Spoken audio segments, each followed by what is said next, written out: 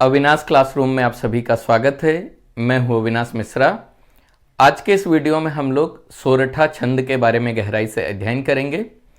अगर आपने इससे पहले का छंद का वीडियो नहीं देखा है तो उसका लिंक आपको नीचे डिस्क्रिप्शन में मिल जाएगा, नहीं तो आप प्लेलिस्ट में जाके छंद का सभी वीडियो एक साथ देख सकते हैं।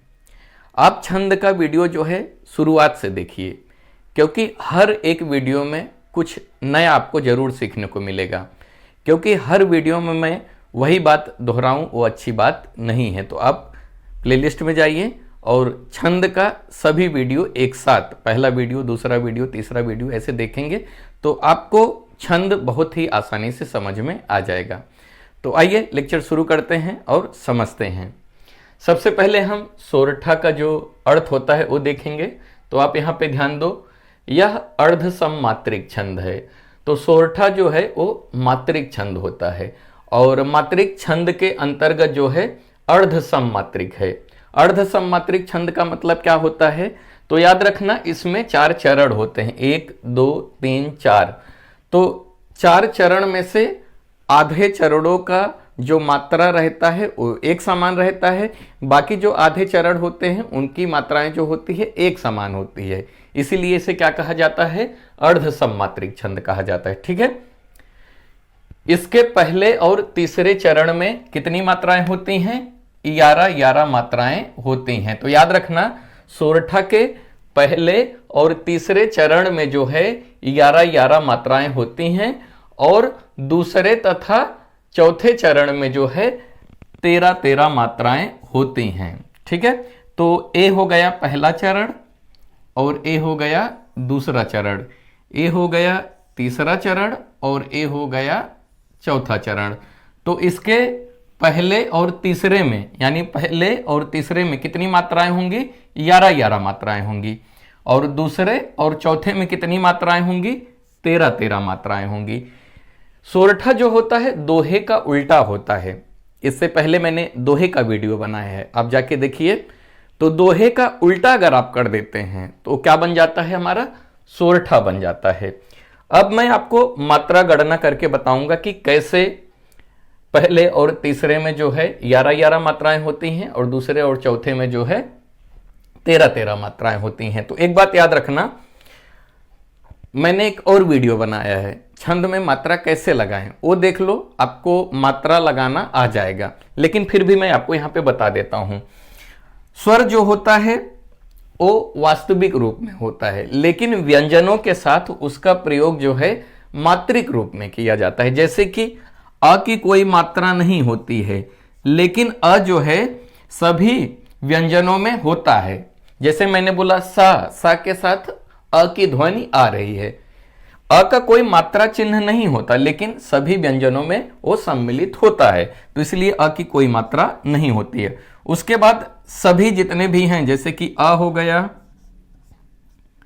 ई हो गया, उ हो गया और री हो गया।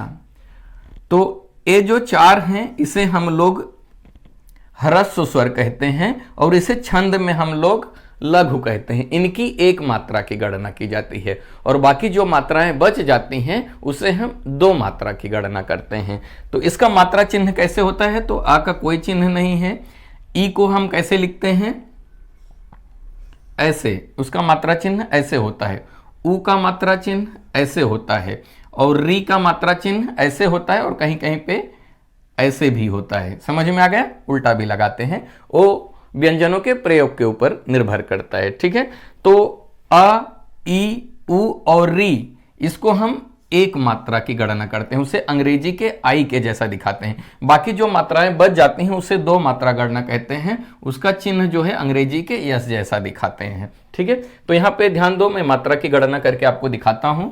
मैं इसको मिटा देता हूं ताकि मात्रा गणना करके आपको बता दूं और आप आसानी से समझ जाओ। यहां पे देखो, पहला लिखा है मूक, तो इस पे कौन सा मात्रा लगा हुआ है? बड़ा ऊ की मात्रा। तो बड़ा ऊ की मात्रा मतलब क्या रहेगा? 2 मात्रा की गणना करेंगे। और इसका का है तो आ की मात्रा है, 1 मात्रा की गणना। तो मात्रा कैसे लगाएं इसका वीडियो मैंने बनाया है, देख लीजिए। ना तो आपका टाइम बर्बाद होगा ना मेरा टाइम बर्बाद होगा। आपको यहाँ पे मैं मात्रा लगा के बता देता हूं ताकि आप इसे आसानी से गिन पाओ। ठीक है।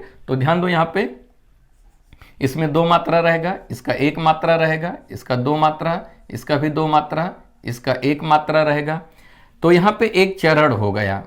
तो याद रखना सोरठा में कितने चरण होते हैं? 4 चरण। यहां से लेके यहां तक 1 चरण, यहां से लेके यहां तक 2 चरण, यहां से लेके यहां तक 3 और यहां से लेके यहां तक 4 चरण। तो एक चरण में कितनी मात्राएं होनी चाहिए? 11। तो कैसे देखते हैं गिन के? 2 3 4 5 6 7 8 9 10 और 11। तो यहां पे हो गए 11 मात्रा। तो 11 मात्रा किसमें होनी चाहिए? पहले चरण में होनी चाहिए और तीसरे चरण में होनी चाहिए। तो ए हो गया पहला चरण और ए है तीसरा चरण। ए पहला, ए दूसरा और ए तीसरा। तो इसका भी गिन लेते हैं।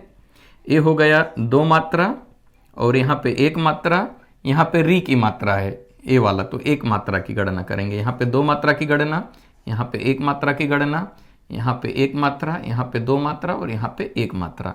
तो कुल कितनी मात्राएं हो गई? 2 3 4 5 6 7 8 9 10 11।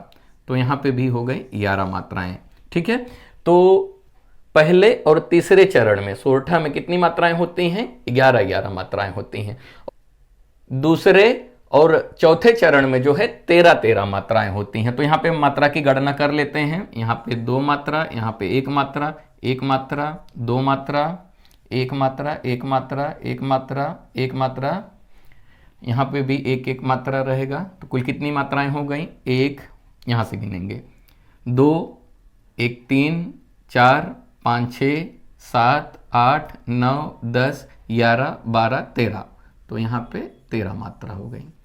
इसकी भी मात्राओं की गणना कर लेते हैं। द्रा है यानी इसके ऊपर री की मात्रा लगा है। तो 1 मात्रा, 1 मात्रा, 1 मात्रा। ठीक है, और यहां पे भी 1 मात्रा, यहां पे भी 1, यहां पे भी 1, यहां पे भी 1 1 1 1 1। कुल कितनी मात्राएं हो गई? गिन लेते हैं। यहां से गिनना है। यहां पे देख रहे हो कॉमा लगा है, यहां से गिनना है। 1 2 3 4 5 6 7 8 9 10 11 12 13। तो यहां पे भी 13 मात्राएं। तो याद रखना सोरठा क्या होता है? पहले और तीसरे चरण में कितनी मात्राएं होनी चाहिए? 11 और दूसरे और चौथे चरण में कितनी मात्राएं होनी चाहिए? 13 मात्राएं। तो उसे हम लोग क्या कहेंगे? सोरठा कहेंगे। सोरठा जो होता है दोहे का उल्टा होता है। ठीक है, मुझे यकीन है कि आपको ये टॉपिक अच्छे से समझ में आ गया रहेगा। वीडियो कैसा लगा कमेंट करके जरूर बताइएगा। अगर अभी तक इस चैनल को आपने सब्सक्राइब नहीं किया तो कर लीजिए। वीडियो देखने के लिए धन्यवाद।